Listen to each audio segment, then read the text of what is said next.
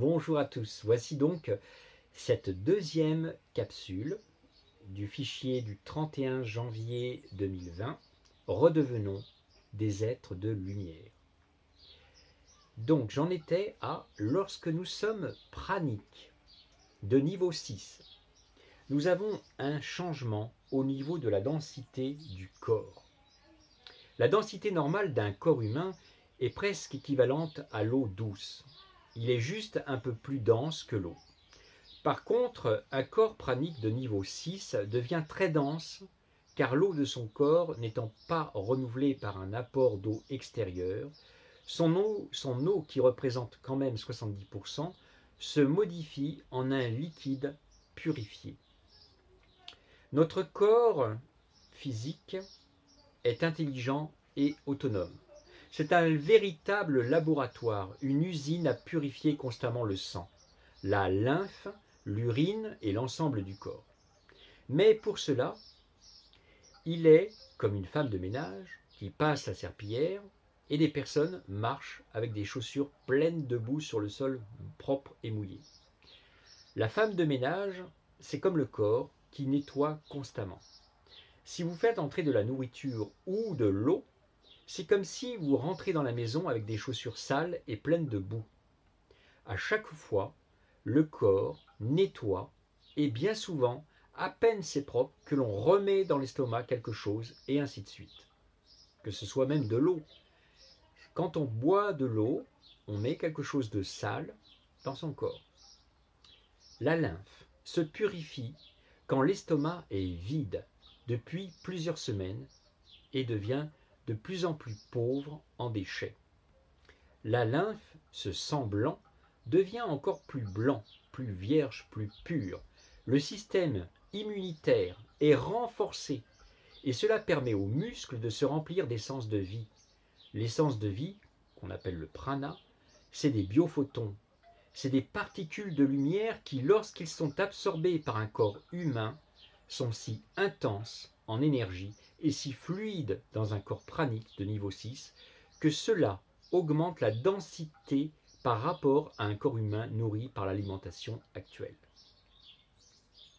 Notre corps de lumière se crée graduellement par la transmutation de notre corps physique actuel qui se transforme et absorbe davantage de lumière. Une fois encore, ceci est directement lié au réalignement de nos champs énergétiques sur les fréquences et les octaves les plus élevées de la lumière. Lorsque le corps perd de sa densité, il montre des symptômes de mutation tels que la grippe, les migraines, la diarrhée, les éruptions de boutons, des douleurs dans les muscles et les articulations. Lorsque le corps éthérique est inondé de lumière et libère des expériences karmiques, la lumière dans le corps éthérique libère la structure d'une autre dimension et provoque des rotations rapides dans les structures géométriques des corps émotionnels, mentales et spirituels. Les sens physiques deviennent plus aiguisés. Non seulement nos différents corps absorbent la lumière pour leur propre transformation, mais ils se comportent aussi comme des transmetteurs, décodeurs d'énergie, de lumière supérieure pour toute la planète.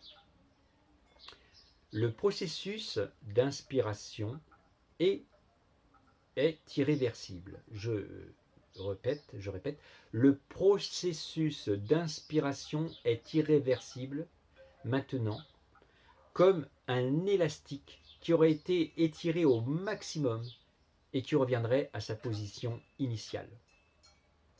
La peur disparaît car les champs énergétiques de tous les corps sont réalignés à partir du cœur et donc, ainsi alignés, la peur diminue. La pression au niveau du front, du dos ou de la tête est due à l'ouverture des glandes pituitaires et pinéales, puisqu'elles absorbent plus de lumière.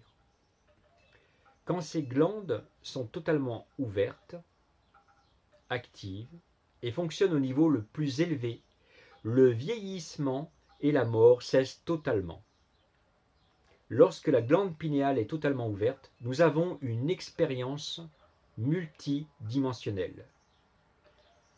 Nous ne faisons qu'un avec la source de la conscience et nous savons que tout est possible. Tous les niveaux du corps de lumière ont été construits, activés et sont reliés à notre corps physique par des points rotatifs.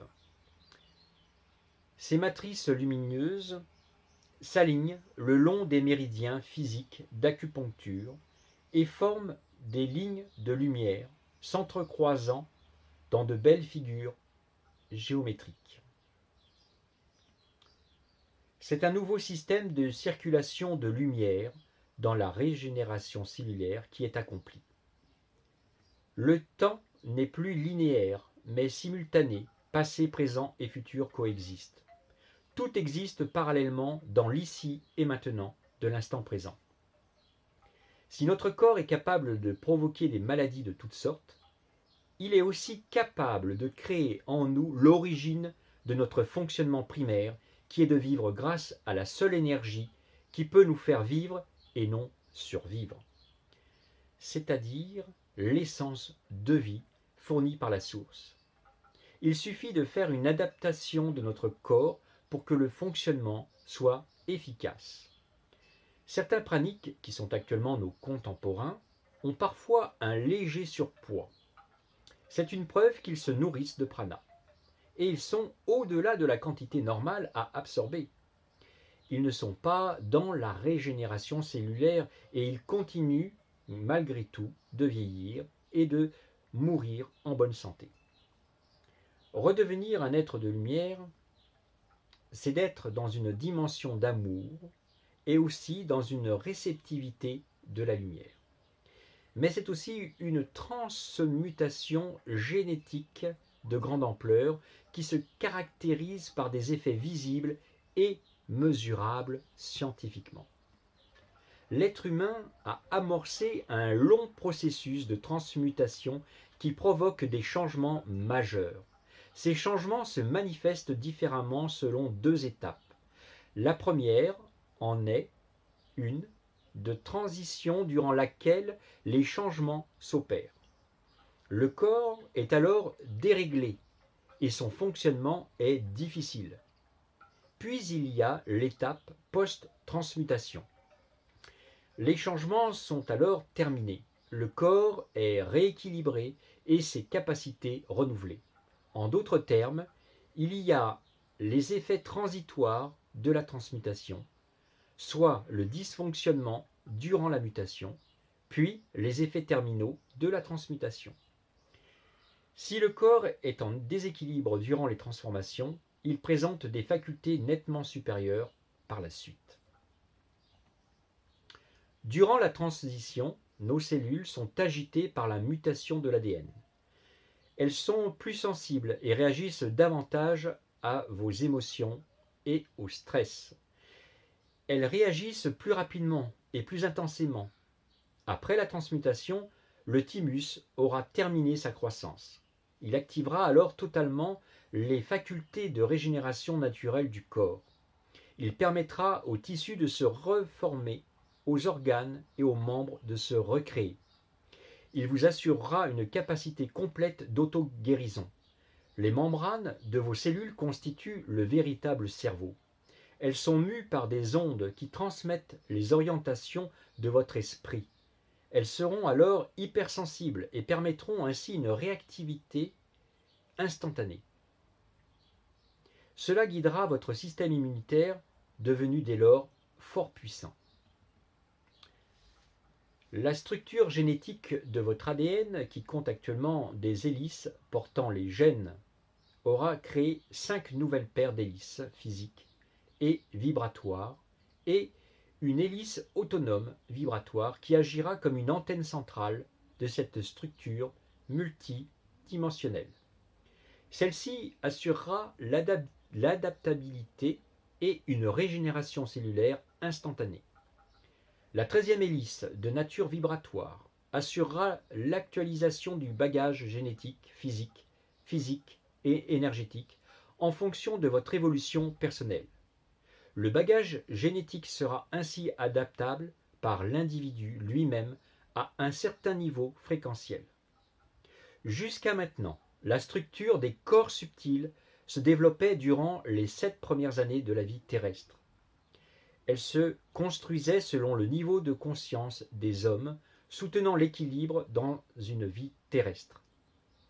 Puisque l'homme s'éveille à sa multidimensionnalité, la structure vit une transmutation pour assurer un équilibre dans une vie plus universelle.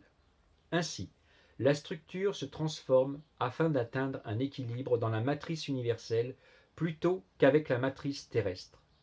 Au cours du processus, vous vivrez de très grandes tensions du système nerveux central qui se répercuteront dans votre corps physique. Par la suite, vous sentirez plus de légèreté et de liberté associées à une intensification de vos facultés extrasensorielles. L'ADN, pardonnez-moi le terme, dégénéré que nous hébergeons au cœur même de vos cellules, n'est plus apte à supporter votre avance dans les énergies vibratoires de plus en plus intenses de ce nouveau monde, de cette nouvelle réalité. Cet ADN vous a supporté au sein de la densité qui a eu cours pendant quelques millénaires. Toutefois, cet ADN est beaucoup trop rudimentaire pour vous permettre de parcourir le chemin qu'il vous reste à faire sur le chemin de la lumière. C'est pourquoi cet ADN est en pleine transmutation actuellement grâce à la formule qui agit en s'adaptant. C'est pour ça que cette formule, je l'appelle auto-intelligente. Alors même que vous vaquiez à vos activités, vous êtes en train de subir cette transmutation et ces transformations, ces changements importants dans la structure même de la vie. Ces nouveaux brins, ces nouvelles hélices d'ADN qui sont en construction au sein de vos cellules permettront l'émergence et l'utilisation de vos pleins potentiels d'être de lumière. Nous vous en avons déjà parlé. Vos cellules sont à se transmuter. Vos cellules de carbone sont à altérer leur fréquence vibratoire et leur constitution même pour devenir des cellules cristallines de lumière, et ces corps de lumière vous porteront jusqu'à l'ascension et au-delà. Ces chaînes d'ADN vous permettront d'avoir accès à tout le bagage que vous avez amassé tout au long de votre périple dans la dualité. Voilà pourquoi ma transmutation est beaucoup plus importante et beaucoup plus longue que 21 jours.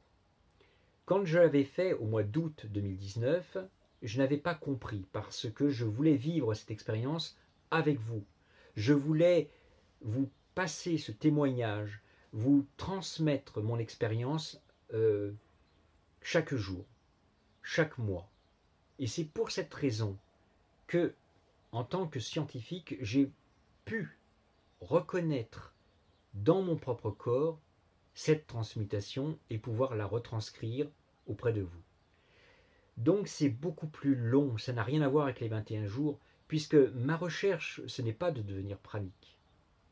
Le devenir pranique, c'est qu'une étape pour la régénération cellulaire. Donc il faut bien comprendre tout ce que je vous explique, c'est que cette transmutation est beaucoup plus longue qu'un processus de 21 jours pour de la nourriture pranique. Voilà, cette capsule étant finie, je vous donne rendez-vous pour la prochaine avec un autre thème selon le fichier qui est dans le groupe Régénération cellulaire grâce au prana. Je vous remercie de votre attention et je vous donne rendez-vous pour la prochaine capsule vidéo. À bientôt.